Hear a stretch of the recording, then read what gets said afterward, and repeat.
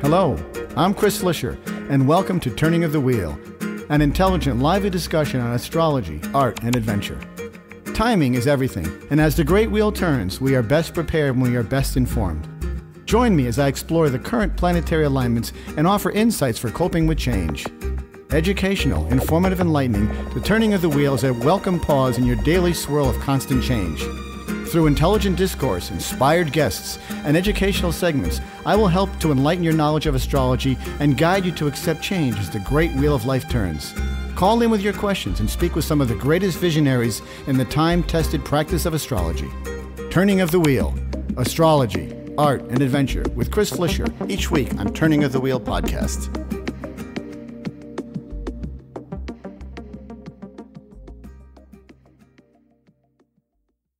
Hello and welcome to Turning of the Wheel. My name is Chris Flisher. As you know, this is a show about astrology, art, and spiritual adventure.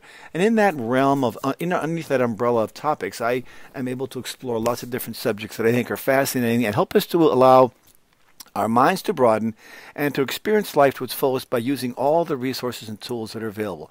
In that effort, I go out and I seek out people who I think will be intriguing and educational in that discovery process of trying to figure out who we are for whatever means that may be, whether it be through a tarot card reading, astrology reading, or dream analysis, which is the topic of today's subject. Before we start, I want to remind you about my newsletter, which goes out every Sunday afternoon.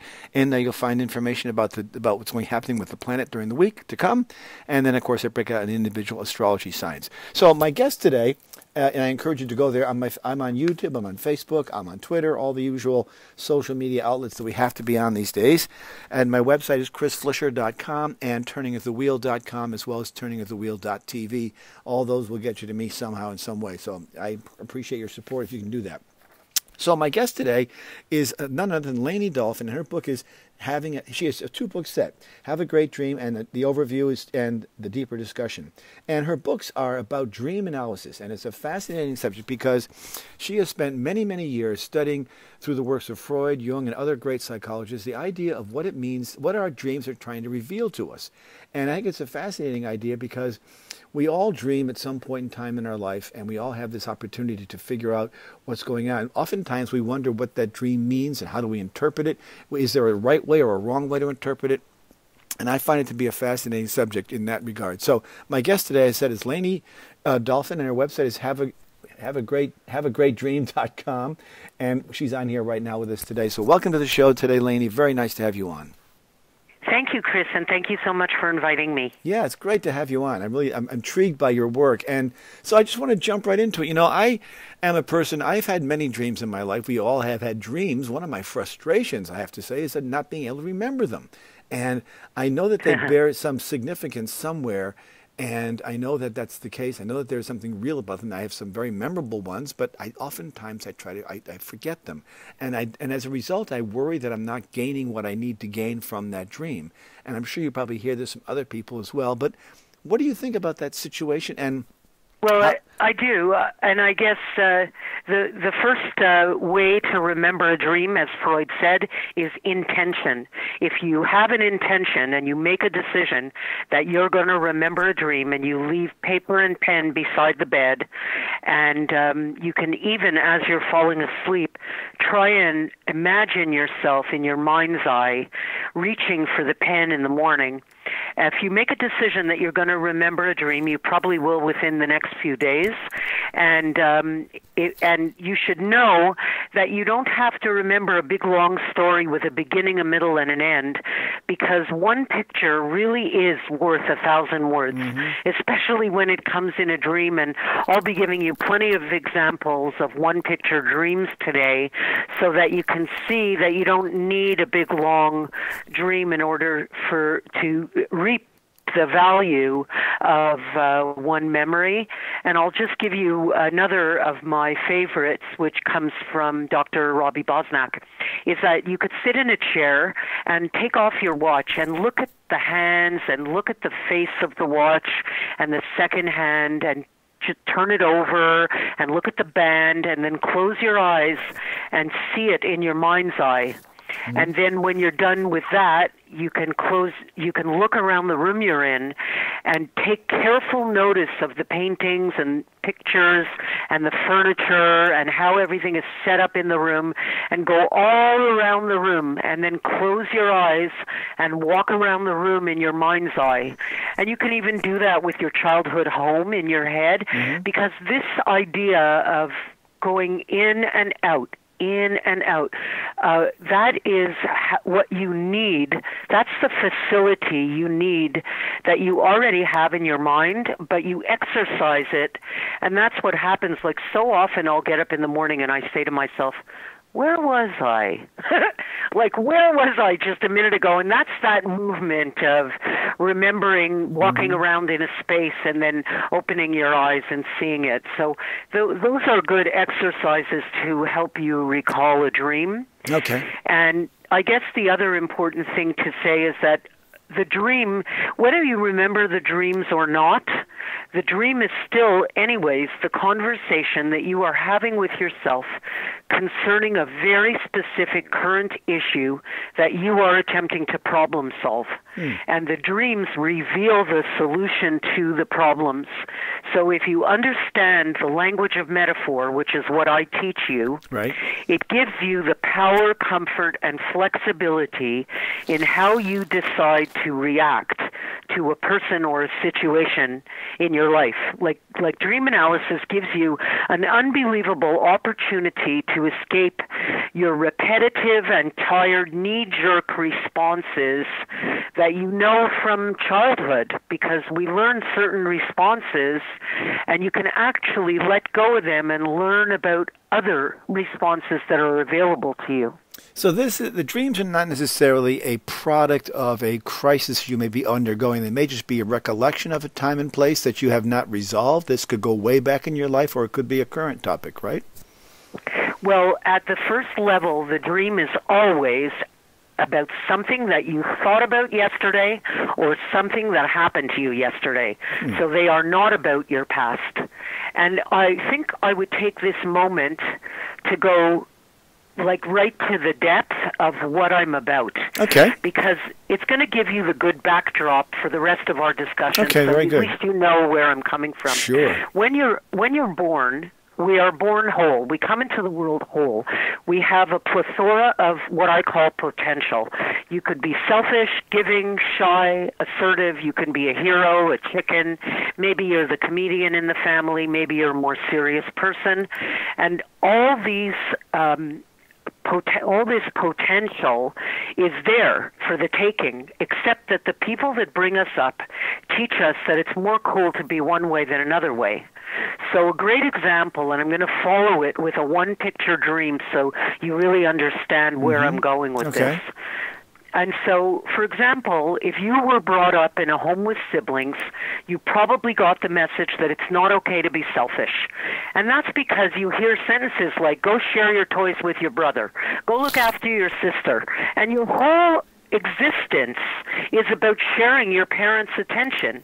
So you become what Frederick Perls called over-invested in certain aspects of your personality and under-invested in others. I like to call it over-exercised. So if it doesn't mean every single person is like this, but for a good majority of people who were brought up in a home with siblings, the message you probably got is you became over-exercised in saying yes. And giving, the giving thing, and under-exercised in taking for yourself.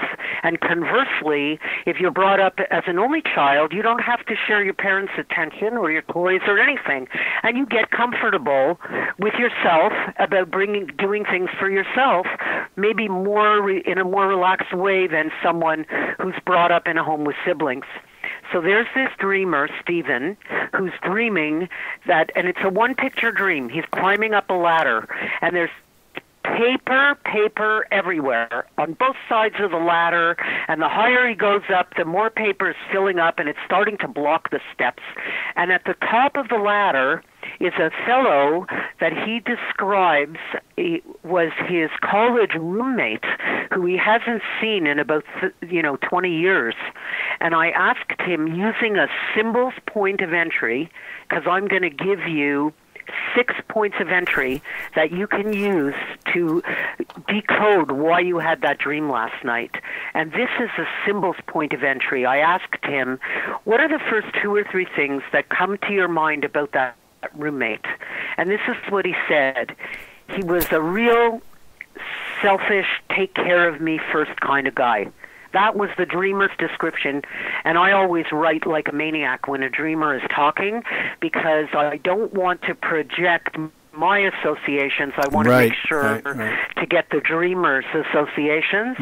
And so that's the character trait that was encouraging him up the ladder. And the reason Stephen had the dream was because of all the work that was on his desk, and that his friends the day before invited him to go out to see a movie. And Stephen didn't want to go see the movie. He wants to do his work, but because he's one of those people, even like myself, who's over-exercised in saying yes and under-exercised in saying no, he like said yes.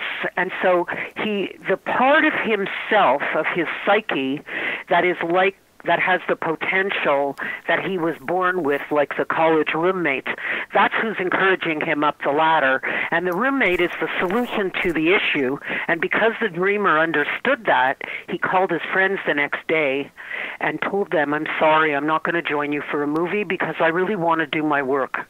I have too much paper on my desk. I want to clean it up. So the dreams give you the character trait, and in my life, you'll soon find out by talking to me, there's no right or wrong, there's no good or bad.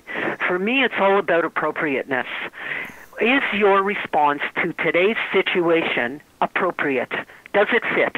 And saying yes to going to a movie when you don't want to go to the movie and you really want to do your work, you want to be able to access what Jung would have called your shadow, that underinvested, under-exercised part of yourself.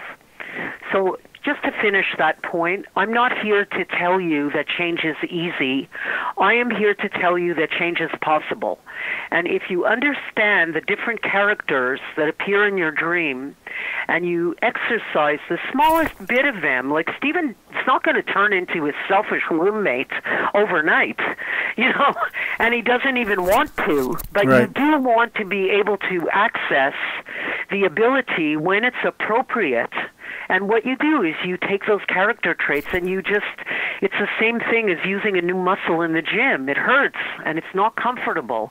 But if you keep going to the gym and you keep exercising that muscle, before you know it, you're getting pretty good at it. It becomes easier. Yeah, it's like any habit. So the brain is like a muscle in that regard, and it does make sense. When you say this about people who are sort of in a conditional situation where their response is typically yes because they're aiming to please or aiming to fit in or whatever, those people say yes, and they sacrifice probably their own personal desires.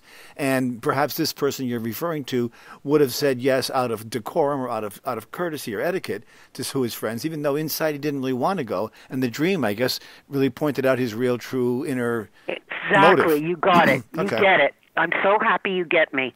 And what the dream does is it encourages you and points you in a certain direction, and it's never by accident, because I've been doing this 45 years. Right. And I can tell you it's not random. The unconscious is so incredible. Imagine that he chose a roommate that he hadn't even seen for 20 years. So we have like every single memory and association that you have ever had since you're born is in this vast database called your unconscious. Or for those of us over 50, I call it a filing cabinet. And when you want to say something to yourself about a very specific issue this week, then what you can do, this database opens up and you choose the right metaphor that fits perfectly with what you're trying to say to yourself this week at this time. Yeah, I mean, it is interesting, but not everybody dreams, or if they do dream, they dream very infrequently, or they're often forgotten. There's all those things that sort of pop up that make it seem as if the dreams we're trying to find are in we can't catch them, we can't grasp them, we can't understand them because they seem to go so quickly. We just may have a vague remembrance of it, but it's not as if go to bed and say, I'm going to dream about Hawaii tonight or whatever. I don't have that kind of knowledge. I just go to bed and I just go to sleep and I wake up in the morning, and that's basically it. I don't Right. But you're still dreaming anyway, because dreaming is just thinking. Right. And you don't go to sleep at night and a big curtain comes down and you stop thinking and your brain shuts off. We are always thinking, and the only difference between the way we think in the day and the way we think at night is during the day you're so distracted by the lights, the conversation, the phone is ringing, you got to go do something, or you have to go email somebody, and you get distracted. And when you go to sleep at night, all the distractions disappear, and you actually get to see what you're thinking. That's the difference. Right. But you're still thinking anyway. And by the way, even if you don't remember your dreams, if you want to quit that job, you're going to quit that job anyway. But if you remember the dreams, then, and you know how to analyze them, then you can absolutely propel your problem-solving skills, because you're going to get it faster. Right. It's like that woman that's dreaming that she got a brand new puppy, and she has the puppy on the table, and she's so excited that she got this puppy, and all of a sudden it poos all over the place. It poos all over the table, all over her, and I asked her, and what would you do? Because this is another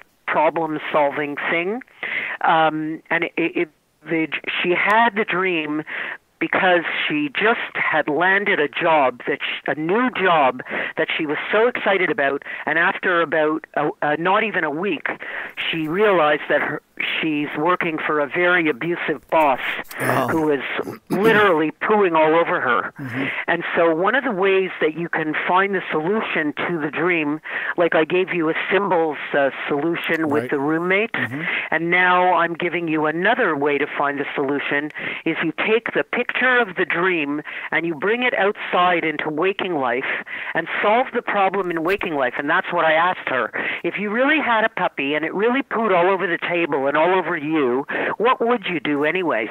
And she said, I would take it off the table.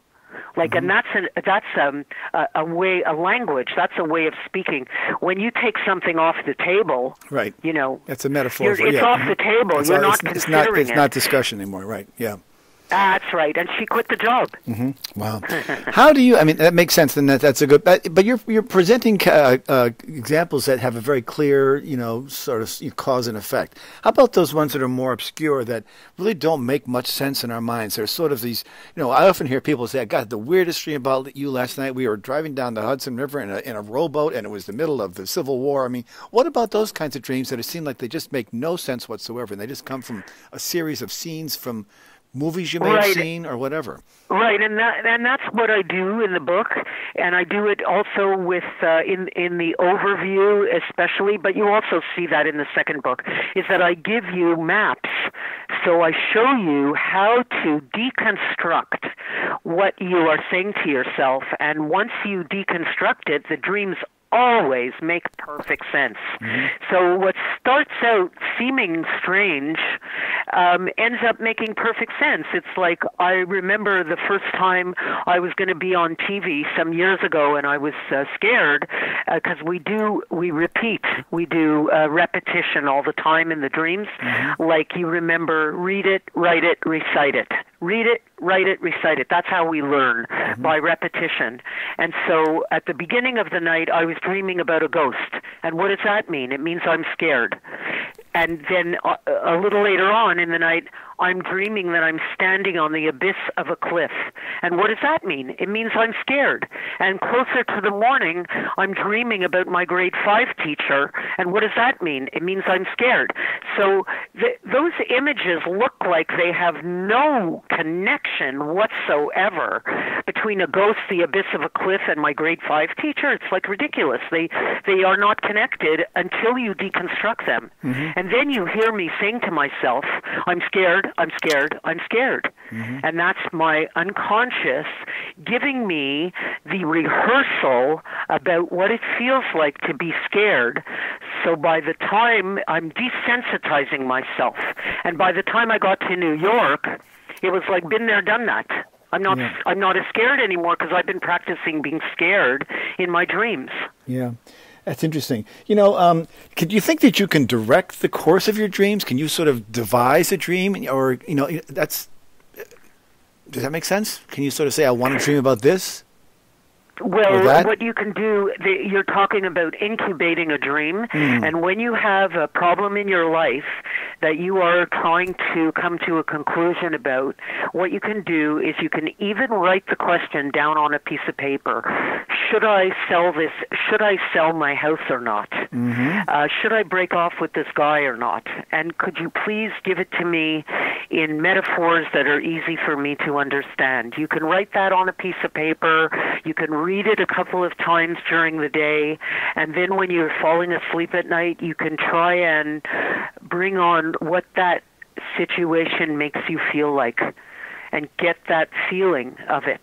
Right. And, and hopefully you'll wake up in the morning with some kind of a response from yourself. And it's unbelievable because the information that you can get from yourself every morning when you wake up, you've got this free psychologist that you wake up with every morning that really gives you better advice than anybody else can give you. Yeah, it's kind of like nature designed it that way, because even in nature we find, like, if you find the poison ivy plant in the woods, the cure for it will be right next to it, which I always find to be interesting. Is sort of that metaphor, the idea of the solution is always inherent or built into the problem, and I guess it's just a matter of you trying to find a way to discover it and get to the right solution for that.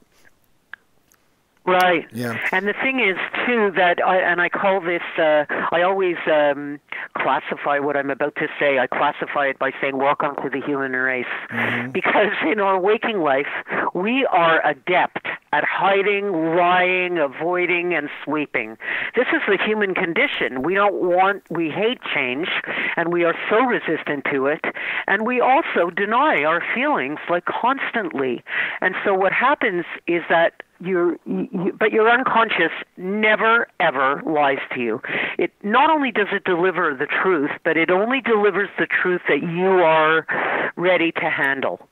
And so that's the amazing thing about consulting your unconscious, because you're getting the real truth.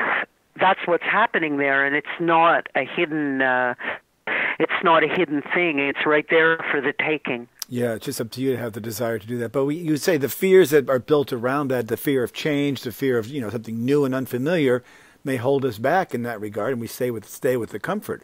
Not everybody is trying to solve a problem in their lives. Some people are very happy, I imagine, with their lives and how they're going. I'm sure we all have moments when we don't like them, but supposing someone's very happy and they're just having interesting dreams that are just these unusual things that don't really address any particular problem, but they must be saying something. They must be saying something to the person. Yeah, in my experience, the dreams are always related to something that's going on in your life this week at the first level.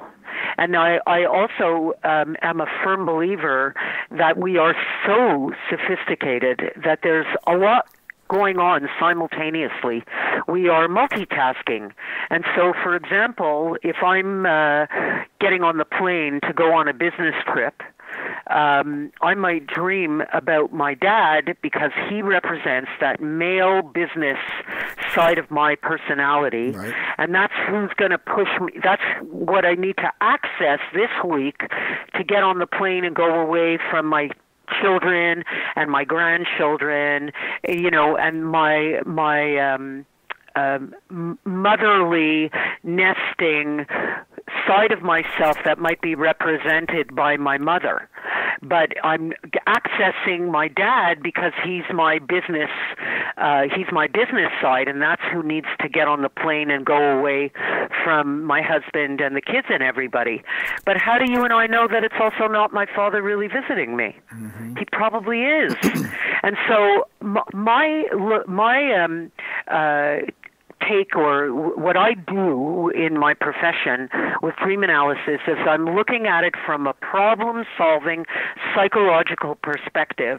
But I also happen to be a spiritual person, so off the record here, I also believe that there's a lot more stuff going on there. And even though I believe that we are problem-solving something this week, I also think that in order to do that, we are using memories from the past, from the present, and sometimes even from the future in order to problem solve something that's going on today. Right. So as far as your, I'm so happy dreams, I don't really buy it, Chris, to be honest with you. We are always working on something, and this is what we're about. And sometimes people that are having very free and happy dreams, like those flying dreams, but I don't mean the ones that you're falling and feeling insecure or out of control. I mean the flying dreams where you're so happy. Sometimes you have a dream like that because life is so hard that you actually forgot what it feels like to feel good. And the dream is giving you that feeling to remind you.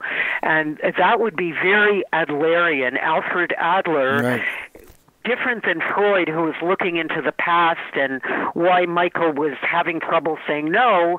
Alfred Adler was looking into the future, and he would have said that the dream gives rise to an emotion that helps move you forward towards the goal. And in this case, it's about feeling good. Take that feeling and run with it, because you seem to have forgotten what it feels like to feel good. And that's why sometimes you give yourself such a happy dream. When you're thinking about symbols, as you mentioned in the beginning of our conversation, much of those were established probably by Freud and his work and others, I'm sure. But how do we know that the symbols that Freud assigned are accurate? How do we know that there's a direct correlation between sort of the robin in the tree, or the whatever you want to, the cloud in the sky, whatever your image that you want to draw on? How do we know that the tiger chasing you in the woods, how do we know that that's a direct correlation to what we believe is underneath the underpinnings of the dream itself? Right. Well, because your unconscious is this incredible database that is holding every single memory and association that you've ever had since you were born. And Freud was a huge proponent about the discussion with the dreamer. And only the dreamer knows for sure what their dream is about, because I can't tell you what it's like, what a cat means if you dream about a cat. Forget about it. It's not going to work, because for me, for example, I find cats very aloof and independent, and I'm not that comfortable with them because I'm more a dog person. Not meaning to say that I like dogs better. I mean, my personality is more that you know how I'm feeling. And so I'm anything but aloof and independent. I'm, I have the tendency towards, that I love you and I need you kind of thing, you know what I mean? And so if I dream about a cat, I'll be looking for who in my life this week is behaving in a particularly aloof and independent way, and I'm not that comfortable with it.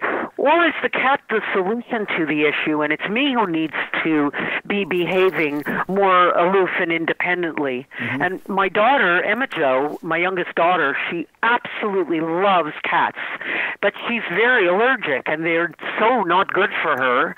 She becomes like she can't breathe properly. And so Emma might dream about a cat if she's going out with a guy that she thinks she's in love with, but her interior, her spirit knows that he's not good for her. So, and then what would a cat mean to you, Chris?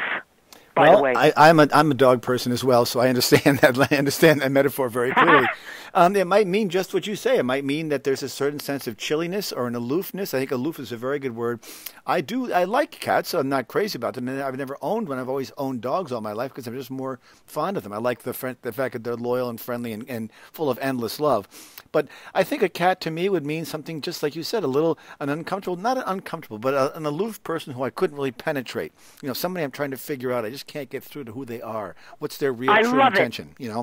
I love it. And so then now you've told us that when you dream about a cat and you want to uncover why you had that dream last night, that's what you're going to do. You're going to be looking for who in my life this week am I trying to be friends with, but I just can't figure them out. I can't penetrate this person. And that way you're going to be able, this is what I was talking about at the beginning, about putting yourself in the position where you get to choose. That's a very powerful and flexible position to be in, not to be stuck with your knee-jerk reaction about maybe keeping to go after that person because you never give up, because you feel like you are going to penetrate, you are going to be friends. But this kind of thing would allow you to make a second decision about this, and maybe you'll realize, wait a second, this is not what I want to do. I don't want to penetrate this person, because we have no ability to change somebody else. The only people we have power to change is ourselves. Mm-hmm. So the symbols in this case are sort of personally selectable, and they're personally identified by the individual. So your daughter may have a dream about a cat, or somebody who loves cats and has cats around their life may have a dream about a cat, and it means something completely different to them than it would to someone like myself who doesn't own a cat or thinks of them as being aloof.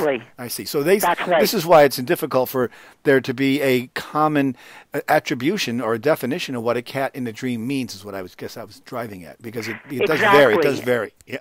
That's right, and that's what I do in the books, is I teach you 6 points of entry, which I think were, when, just to say that, because I think you take a little break, so I'm just anticipating the break.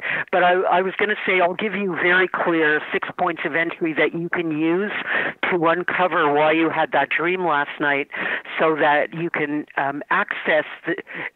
better access the discussion that you're having with yourself. Interesting. Okay, that's great. We're talking today with Layne Dalfen. She is a dream analyst, among other things, and she has 2 great books out called Have a Great Dream. This one is called The Overview, and then there's one which is the deeper discussion. Her website is haveagreatdream.com, and we're going to take a quick break here and return, and hopefully we'll get those 6 symbols that we need to hear about. So hang in there, folks, and we'll be back in about 2.5 minutes after the break. What is your destiny? Where are you going? What is your real purpose? Do you know? Do you want to know? Of course you do. It's your duty to yourself. We are all here for a reason, and we all have great potential. Discover all of this and more with a professional astrology reading. My name is Chris Flisher, and I can help you. Discover your strengths and work on your weaknesses, and live your life to its fullest capacity. Based on your birthday, birthplace, and birth time, an authentic astrology reading will allow you to live your life to the fullest and reveal your true purpose. Only real astrology can give you real information. It is your destiny, and it is your path. Write me at chris@chrisflisher.com and book a reading today, or call me at 978-393-1036. That's 978-393-1036. www.chrisflisher.com.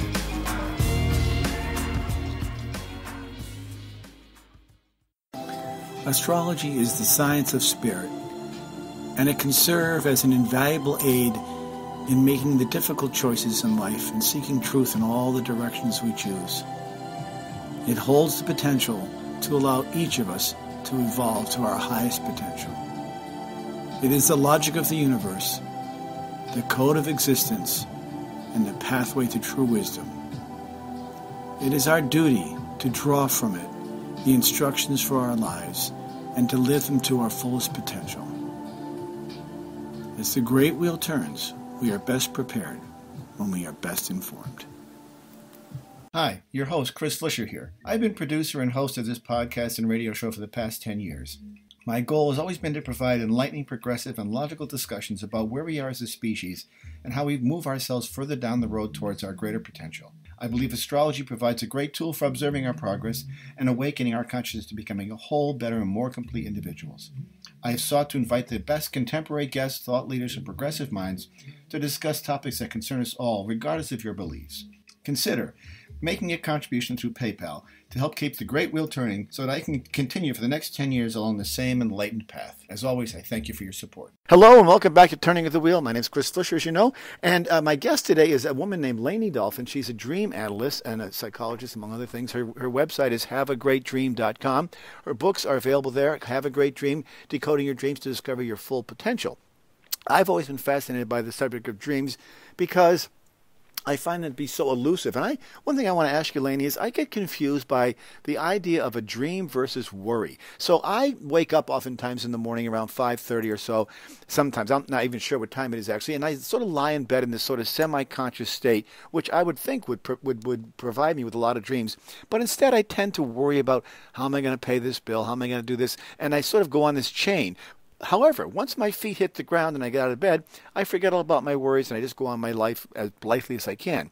Is this a form of a dream, or is this just sort of my inner psyche saying to me, Chris, find a way to make more money or pay these bills? What do you think is going on there? Right. What a great example, because it's like, which comes first, the chicken or the egg? Mm-hmm. And I think the fact that when you wake up in the morning, that if you find yourself, whatever it is that you find yourself thinking about when you first wake up in the morning, is the reason why you don't necessarily have to remember a dream, because the reason why you're thinking about whatever that subject is when you are first opening your eyes, the reason why you're thinking about that subject is that's the dream you were just having before you woke up. It has to do with that subject. Yeah. That's yeah, right. Mm-hmm. You were already in that discussion just before you were waking up, and that's why it's so nice if you can catch even one image from the dream, right. Because it helps you, like that woman who was dreaming that just as she woke up, I should say, she saw herself jumping out of a chair which was in flames, and the reason why it was in flames because that was her healthy unconscious telling her to stop procrastinating. Mm-hmm. Right. And so it literally lit a fire under her, giving her an opportunity to get up and at it. Right. And so, that's the kind of things that happen sometimes. So you wake up and you're a big procrastinator, but suddenly you wake up and you're for some reason ready to get to work on what it was that you've been pushing aside, and it's because the dream created the scenario to get you there. But there has got to be some physiological component to dreaming as well. I mean, some people are just good sleepers. They can make it through the night without even waking up once, and they just hit the pillow at night and they wake up in the morning and that's all there is to it. It's one big blank slate. Now, I know there's stuff going on behind the scenes there, but then there's people who have a terrible time sleeping and they have insomnia and they probably spend a lot of time tossing and turning, or they're light sleepers. They're probably more prone to that stream of consciousness going on in the background because their antenna is up. In a lighter sleep. Yeah, in a lighter sleep, definitely. And so they're more prone to dreams? And also the memory function in your frontal lobe is not operating at the same capacity when you're asleep and when you're awake. Mm-hmm. And so there's a physiological reason why you wouldn't be remembering your dreams. Yeah, that does make sense. Do you think that people come to the earth, to arrive on this earthly plane with a preloaded sense of self? In other words, do you think we come with information embedded in us as when we arrive here? Yeah, I do, and also for my particular slant on dream analysis, it is about accessing all the parts of yourself that you came into this world with. Mm-hmm. In the second book, and it's so funny because I don't even golf, but in the second book I call it Playing a Different Game on the Back Nine, because the first 40 years I behaved in the way that my parents told me I should to behave. Mm-hmm. And on the back nine, of the next 40 years, I want to be able to take back all these parts of myself so that I have a big grab bag of how I'm going to respond to people and situations. Mm-hmm. And I can give you, I can actually use myself as an example because I was brought up by European parents. My mom wasn't European, she was Canadian, but it doesn't matter because she was brought up by European parents. So it's essentially, so was I. Your DNA is there. Your DNA is there, yeah. Mm-hmm. Exactly. And in my house, and my father was the most wonderful man, may his soul rest, but he had such a temper. And if he was yelling at me when I was 6 or 7, I could not look at my father and say to him, "Excuse me, I don't really like how you're talking to me right now." Yeah. Because that would have been considered really disrespectful, and I probably would have been sent to my room. And so I became under-invested in speaking up and over-exercised in shutting up. And so that became my knee-jerk reaction, that if somebody hurts my feelings or I'm not happy about something, I wouldn't speak up about it because my knee-jerk reaction was to stay quiet. And then when I turned 40, because I'm 66 right now, by the way. So am and I. So Oh, are you? Yeah. That's so cute. Okay, so you really know how I feel. But so 26 years ago, when I was 40, I was studying at the Alfred Adler Institute, and also that was the year my dad died when I turned 40. And I was exercising my voice. And Andrew, my sweet husband, who's also an absolute doll, he would give you the shirt off his back, but he also has a big fat temper. And so one night, we had an argument, and he opened up a big mouth to me, and what did I do? I said nothing. I stood there saying nothing. And that night, I went to sleep, and I dreamed about an aunt of mine who had already at the time been dead about 15 years. But using a symbol's point of entry, I asked myself, what comes to my mind first when I think about her? And even today, I would say the same answer. She had such a big mouth. She was probably the most assertive person I ever met, and if she didn't like you, she had no problem telling you. And likewise, if she loved you, she would also tell you. And so I needed to access my ability. I'm not going to turn into a big mouth because she would have told him where to get off. And I'm doing the exact antithesis. And that's why my unconscious presents a person who is all the way on the other spectrum to try and encourage me to come somewhere in the middle. And the following morning, I woke up, and that was what we could say my first time in the gym. Using that muscle, I said to Andy, I'm really uncomfortable about you yelling at me last night. It makes me feel like I'm 6 and with my dad again. Right. Like, because me staying quiet, my husband is my equal. He's not, I'm not 7, and he's not my father. He's my equal, and so my response to him was inappropriate. And that was my first time in the gym saying to him, I really don't like that how you're talking to me. And now here we are 26 years later, and let me tell you, Chris, I have exercised that muscle. Yeah.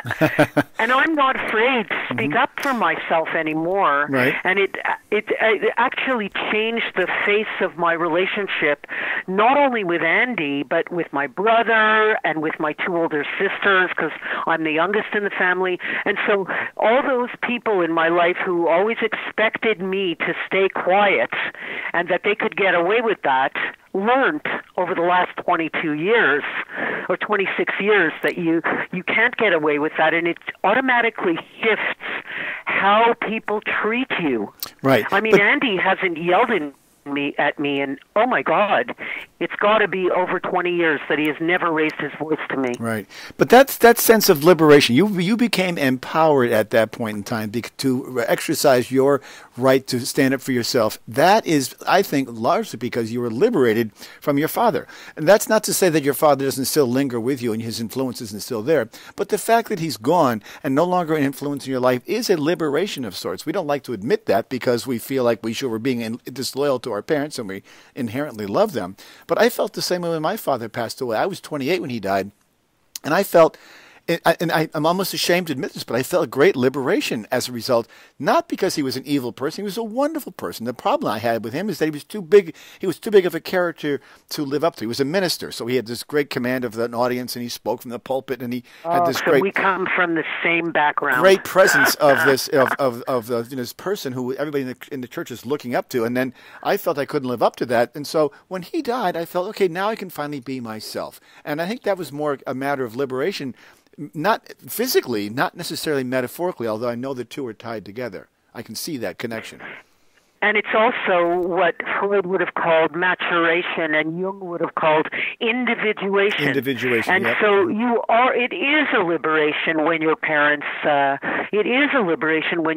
pass away, but it's also a liberation when you take back those parts of yourself that you were taught are not allowed, because there's no such thing as not allowed. And life throws us so many different situations. Oh my goodness. I have my eldest daughter was born Down syndrome, and she passed away a couple of years ago. So there was the giving birth to her that was a crisis, and losing her was a crisis. And I'm in my second marriage, and my first husband passed away when he was 38.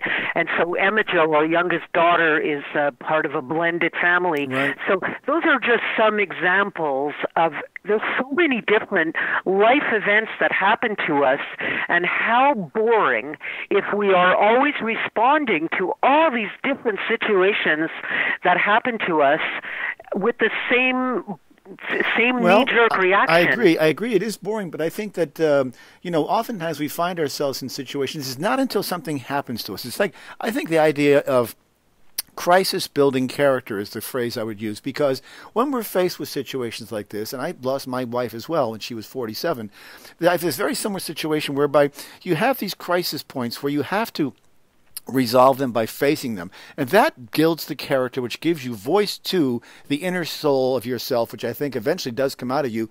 But it comes out by virtue of circumstances and people you meet in your life that empower those qualities in you.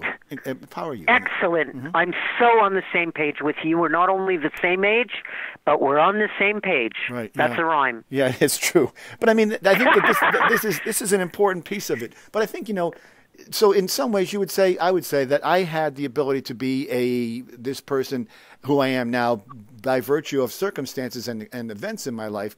I'd say that I would have arrived here regardless if those hadn't happened. I'm curious how you feel about that. I mean, would I always be the person I am today had I not had those experiences? I mean, you could say you'd be there a lot faster. Right, exactly. You can really propel your problem-solving skills by understanding the language of metaphor. 100%. So you had mentioned these 6 steps, and I want the audience to understand those 6 symbols, because I think that's an important takeaway for them. Excellent. So let's talk about them. So the first one is the feelings, and the dream analysis is done best when you dance inside the dream and outside the dream. How did you feel in the dream? So one man was dreaming that his wife was cheating on him, that he was married to her for 20 years, and he dreamt that she betrayed him. So how did you feel in the dream? I felt betrayed. And then you go back then you come out of the dream. What do you think is going on in your life this week? What situation has you feeling betrayed?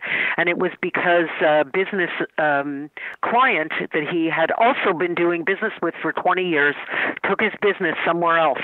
And so he felt betrayed, and he used his wife as a metaphor. And then the second point of entry is the action in the dream. And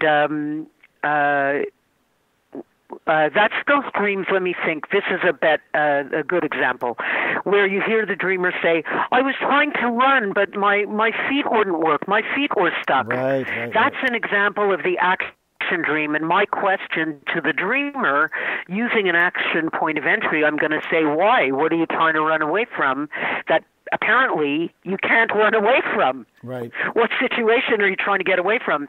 And then the third one is symbols and metaphors, which we did a lot of talking about today, like my aunt, my assertive aunt, or Stephen's selfish roommate. These are people in your life. Yeah, right. Okay, yep. Right. And the next one is repetition, which we also talked about when I said those 3 different symbols, like the ghost and the abyss of a cliff and my grade 5 teacher. They all mean that I'm scared. Okay. And so the repetition, the recurrence of a symbol like that, yeah, okay. Yeah, exactly. And sometimes it's a recurrence of the plot, where you hear the dreamer say, "Oh, I got to the airport and I just missed my plane." And then, I was going back out to the parking lot later in the dream, and I couldn't find my car. Right. And so you're getting the plot repeat itself, And then the third one, then another one, which is my favorite, by the way, is play on words and puns. And this is the reason why I listen very carefully to the language of the dreamer, because, like one woman said, there were snakes all over the floor. I couldn't put my foot down. And I said, why? Who are you having trouble putting your foot down with? Oh, yeah, yep, I see that, huh? Or this man who was dreaming that he had his hand down the carburetor and he was feeling inside watermelon rind, looking for a key. And it turned out to be about the fact that he was feeling in the pits. Okay, yeah, interesting. Isn't that great? Yeah. I love it. And he was looking for the key to feeling better. Mm-hmm. So that's, and if you use language like, I was so embarrassed I thought I was going to die. If you talk like that, you might go to sleep tonight and dream that you're dying, and you're not dying, you're just processing whatever event embarrassed you. Mm-hmm. Yeah, and oftentimes when people do have dreams about him being embarrassed, whatever that may be, in some sort of public manner or whatever, that must imply something. Oftentimes these may not point to specific examples, but they may point to a personality trait. This person may be an insecure person if they're feeling embarrassed. And excellent. Right? So it isn't necessarily a solution to a problem, but more of an indication of a personality trait that might be worked on. And then, yes, and then if you look, because for me the goal is to do the interview, because I interview the dreamer, mm-hmm. and it's the dreamer who tells me why they had that dream last night. And once the dreamer names the life situation that triggered the dream, that's when we look back in the dream, and I can help you understand what a solution looks like when it comes in the form of a metaphor. Right. And you know what else I find to be interesting is there's oftentimes a connection, at least I have had this connection, with dreams that I can remember, which ironically I don't remember many of them, but those that I do remember often involve famous people. And I have no idea why I'm involved in a limousine riding around with somebody famous. That's just an example of a dream I had. I'm not sure why that happened. Why would I have a dream about a famous person that I don't even know other than their public persona? Right, and that's what I would be questioning you about. Like, you would name the person, and then I would ask you what kind of person do you think what's your impression of that person? What kind of personality are they? Mm-hmm. And then we would be talking about what is it that you're sitting in the car next to them.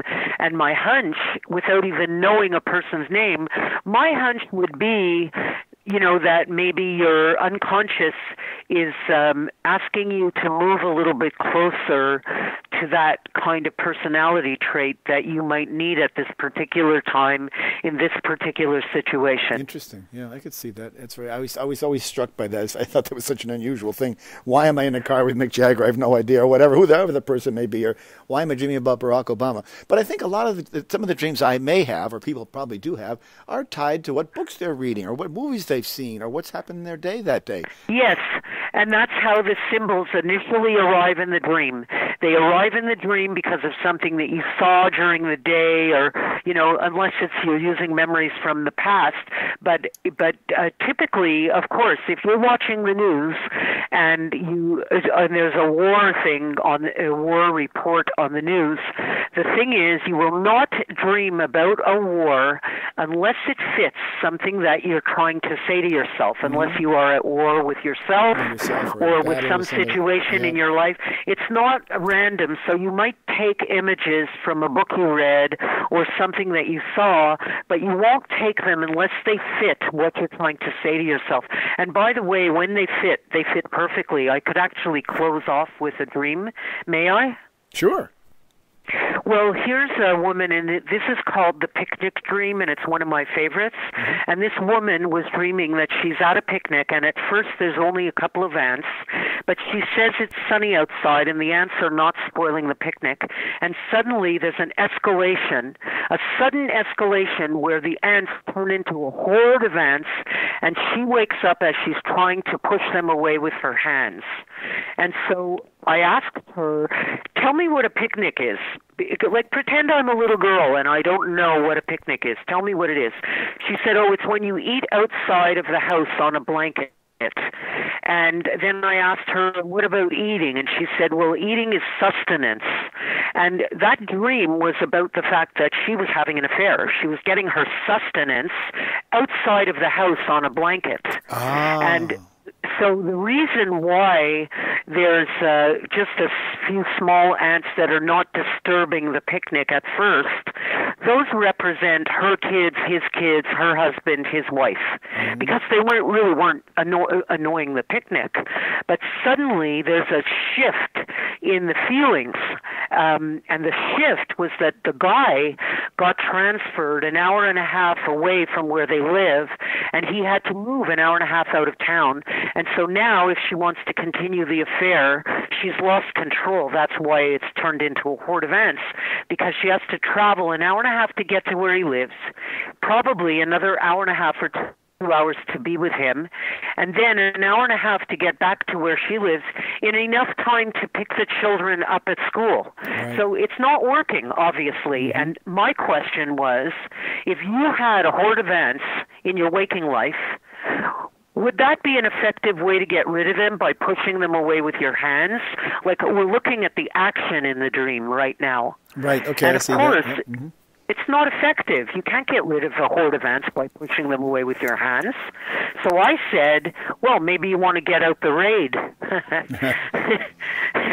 Because that's me encouraging the dreamer who's feeling out of control. If you take raid, you are taking control. Now, I don't know what she means, how she uses taking control, and that's not my business. I don't ever want to tell someone else what they should, unquote, do with their life. Right. But I do want to encourage her to take control in a situation where she's feeling like she has none. That I do want to encourage her. And she called me a couple of days later to say to me, I got out the raid and ended the affair. Oh, wow, interesting. Huh. As opposed to just picking up the blanket and moving to a table, perhaps. Well, right? Exactly. Why didn't she do that? A table inside the house. Well, yeah, then she would have had the best of both. And so an indoor picnic. Yes, exactly. But overall, I mean, the idea of symbolisms, and, I have dictionaries in my house, 1,000 interpretations of dreams, and they have all the symbols that you mentioned and what we might ascribe to them. When those were devised, who was the arbiter who said that this was right or this was wrong? I mean, how did they come to this conclusion? You've explained it very clearly with the example of the cat. But when Freud or whoever is drawing up these mountains of ideas about this symbol means this, what is it that makes that accurate? Is that just through empirical data, or? Well, no. To me, it isn't accurate, except for the fact, I'll just give you a small caveat, is that it is true that all of us, all through time, when we're 6 or 7 years old, we all lose our teeth. It's not something that we have any control over, and it's transition. It's right. a transition part of life that happens to all of us.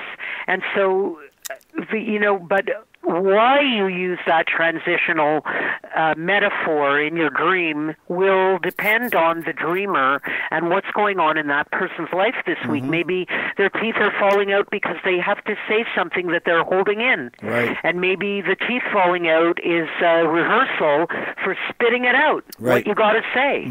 And maybe for somebody else, they're turning 60 or 50 or 30, and maybe they're going through some kind of transition, and they're using their teeth as a metaphor for the transition. So you always have to ask the dreamer. But I can say that, all of us go through similar experiences. We all know what feeling out of control is. We all know what sadness is, happiness, love, hate. We all know these different things that we share in the human race. But I always, and Jung did too, even when Jung talked about where did my mind go? I lost the word. That's okay. Well, he spent a lot of time. We could go on for hours with this conversation because you just brought up an idea for me about synchronicity and the relationship of that and dreams, because there's a direct correlation, I would think, because if you, in many ways, your dreams, your subconscious, you are almost presupposing something that may be happening in the future, because I do believe that past, the present, and the future may in some place exist in the same moment. I'm not sure that they have to. They do. Yeah. They do. Mm-hmm. And that's where you, archetypes, that's the word I wanted to say. Course, yeah. And even he said that archetypes are no good unless they resonate with that dreamer. Okay, that makes perfect sense. So it really comes down to the metaphor. Stuck. The metaphors, I think, or the symbols that we see, requires us to expand our level of knowledge of what that symbolism might be and try to find a way for that to fit into our dream, because there's got to be something there. If you're dreaming about coins, if you're dreaming about trees, if you're dreaming about cars, there's got to be some symbolism that's there that ties that in and serves the lesson for you. I think that's what the most important piece of it is. I mean, it's that is the most important piece. You're really so smart. Oh my goodness, it's just an absolute pleasure to talk to you. Thank you. Really. Anyway, we've been having a good conversation here about dreams. I'm going to try to consciously dream more. I mean, I think my problem is I'm a heavy sleeper. I exercise during the day, so I get tired at night. I have a glass of wine, dinner, before you know it, boom, I'm asleep, and I don't usually wake up unless I have to go to the bathroom. And then that time, you go back, I'm in not as deep a sleep, because the various levels of sleep, I'm sure, when dreams are more prone. I just don't see myself as somebody who dreams a lot, even though I know that they're there. I wish I could find a way to record my mind while I was asleep, and so I knew what was going on behind the scenes. But right, and you probably will, now that we've had this discussion, chances are increased that you'll probably catch a picture in the next couple of days. Yeah, I'm sure I will, and I'm looking forward to that, and I'll probably be back in touch with you. No problem. Anyway, listen, we've had a great time here talking today. My guest today has been Layne Dalfen. She's the author of Have a Great Dream, Book 1, which is the overview, and then Have a Great Dream, Book 2, the deeper discussion. And they're sort of on decoding your dreams to help discover your full potential, because your subconscious really does hold the key to your happiness and your greatest potential. And her website is haveagreatdream.com. It's been great having you on today, Layne. I really learned a lot. I enjoyed our discussion very much. So thanks so much for coming on. Thank you so much, Chris. Okay, very good. Be well. You've been listening to Turning of the Wheel with your host, Chris Flisher. To schedule a reading with me or to order artwork, you may visit my website at www.turningofthewheel.com. That's www.turningofthewheel.com. Or you can call me at 978-393-1036. Thank you. And as always, be open to possibilities.